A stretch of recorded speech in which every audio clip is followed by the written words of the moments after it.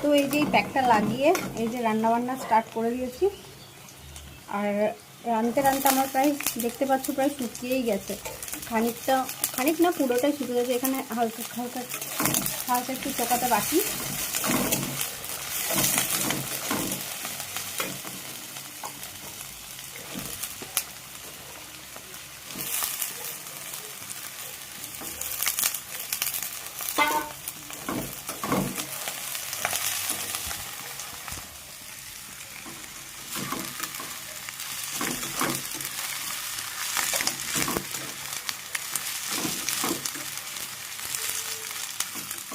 তো রান্না করছি খুজলি আলু ভাজা। কারা কারা মানে খাও আর কি খেতে ভালোবাসো অবশ্যই কমেন্টে জানিও।